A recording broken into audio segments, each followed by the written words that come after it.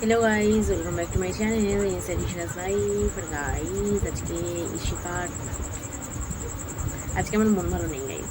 মন ভালো নেই বলতে আমার মনটা ভালোই ছিল, ঠিকঠাকই ছিল। খুব আমি ভালো বলবো না, কারণ ওই যেমন রোজকার দিন ওরমই তো সেম, আর কিছু হয়নি এক্সট্রা যে আমার খুব ভালো লাগবে এমনি। আর যাই হোক না কেন, আমি ঠিকঠাক থাকে মানে রাখার চেষ্টা করি। তো গাইস, আজকে কী হয়েছে খালি আমি তোমাদের বলি।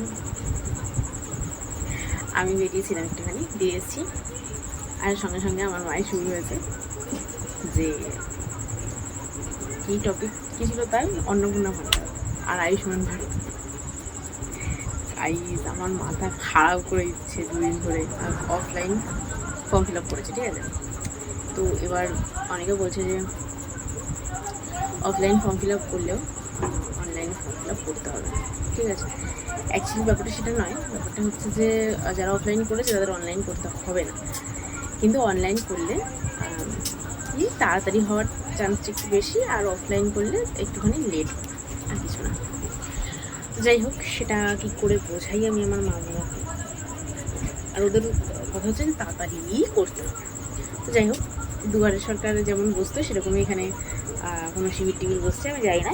তো ওখানেই ফর্মটা নিয়ে আসতে হবে, নিয়ে এসে ফিল আপ করে জমা দিতে হবে। আমার মা এটাই বললো আমাকে। দিয়ে তো আমি বললাম যে সেটা তাহলে অনলাইন কী করে হলো, সেটা তো অফলাইনই হলো।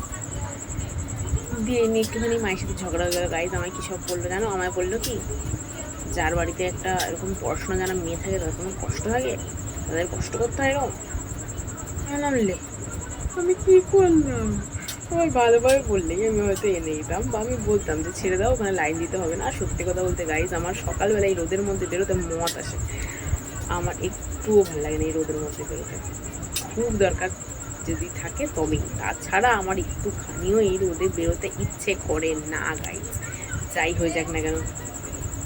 তো আমি আমার কথা হচ্ছে যে আমাকে একটু ভালো করে বলো গাইজ। আমি ছোটোবেলা দিয়ে প্রচুর সেন্সিটিভ, ঠিক আছে।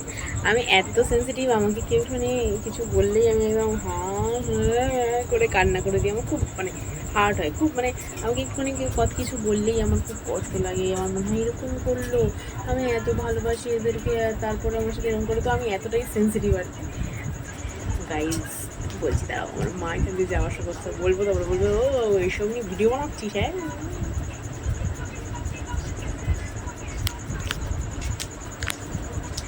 তো যেটাই হলো ব্যাপার, দিয়ে এইসব শোনালো, দিয়ে আমার মনটা খারাপ হয়ে গেলো। দিয়ে তাই জন্য আমি ভিডিও করলাম না। আমি ভাবলাম যে ফিরে ভিডিও করবো, একটা টপিক আমার কাছে ছিল, আমি সেটাতে ভিডিও করবো। তো সেই ভিডিওটা আমি এখন করলাম না। তো আমার মনে হলো আমি একটু তোমাদের কাছে তোমাদের সাথে শেয়ার করি। মানে গাইজ, এত মানে 2-3 দিন ধরে বলেই যাচ্ছে। আমি একটু দাঁড়াও, একটু দাঁড়াও, সবই শুরু হয়েছে। এত চাপ নেওয়ার কোনো দরকার নেই, কিন্তু আমার কথা শুনলে তো হয়েই গেল গাইজ। আমার কথা আমার মা শুনলে থোড়াই। তো এর ওর কাছ থেকে যা শুনছে মা, আমার মা, আর ইভেন বাবা অলসো, ঠিক আছে। যাই হোক, এরও ঘটনা। মানে তারপরে আবার যে আমি ভাবলাম, আমার এত রাগ হয়েছিলো, আমি ভাবলাম কি বেরিয়ে যাবো এখন বাড়ি দিয়ে। আমি ভাবলাম গাইজ, এখানেই আসতে হবে আমায় ঘুরে ফিরে। আর এখন রাত হয়ে গেছে, কোথায় যাবো? আর নেইও তো কেউ যাওয়ার মতো। তাই জন্য ভাবলাম নিজেকে নিজে সান্ত্বনা দিলাম যে না ইশিকা, কোথাও যেতে হবে না। তুমি কোনো এত বড় সাহস হয়ে যায়নি, তুমি বাড়ি চলে যাবে বেরিয়ে। যদিও আমার প্রচুর রাগ হলে আমি অনেকবার করেছি, আর অবভিয়াসলি ভুল করেছি, বাট যখন রাগ হয় না তখন মাথায় কিছু থাকে না গাইজ। আর ওই যে বললাম, আমি খুবই সেন্সিটিভ। আমাকে একটু হার্ট করলে আমার খুব কষ্ট হয়, মানে আমার কাছের লোকজন অবভিয়াসলি। আর আশেপাশের লোকজন যারা আমার ক্লোজ নয়, তারা আমাকে নিয়ে যা খুশি বলুক, আমার কিচ্ছু আসে যায় না। এটাই হওয়া উচিত অবভিয়াসলি। তো এই হলো ঘটনা, তাই জন্য আমি ভিডিও করে দিই। আর ভাবলাম যে এটাই তোমাদের সাথে শেয়ার করি। তো তোমরা শেয়ার করো তোমাদের মা বাবা তোমাদের উপর কেমনভাবে রিয়্যাক্ট করে, মানে বেঙ্গলি মমস লাইক। ওকে, তো তোমরা আমার সাথে শেয়ার করো, কমেন্ট করো যে তোমাদের মা তোমাদের সাথে কেমন বিহেভ করে। মানে কেন হয় বলো, ধরো কোনো কাজ হলো না, সব এই ফোনটার দোষ, রিলেট করতে পারছো গাইজ? হ্যাঁ, হয় হয় হয়, যদি আমার মায়ের কথাটা বলে না, ঠিক আছে। তো যাই হোক, এটাই বলার ছিল। আমি খুব কষ্ট পেয়েছি, তাই জন্য ভিডিওটা করলাম গাইজ। ভাবলাম তোমাদের সাথে শেয়ার করি, আমার মা আমাকে এমন বলে। তো চলো, হ্যাঁ, তোমাদেরকেও বলছি, যখনই কোনো খারাপ লাগবে, কষ্ট হবে, যাই হোক না কেন, ভিডিও অন করে ভিডিও করে পোস্ট করে দাও। বেস্ট। আর পোস্ট না করে ভিডিও করে ফেলো। কারোর কাছে যাওয়ার দরকার নেই, কাউকে কিছু বলার দরকার নেই। হ্যাঁ, তোমার কথা কেই শুনবে গাইজ? যেমন আমার জন্য তোমাদের থাকতেই পারে, আমার নেই বলে তোমাদেরও থাকবে না?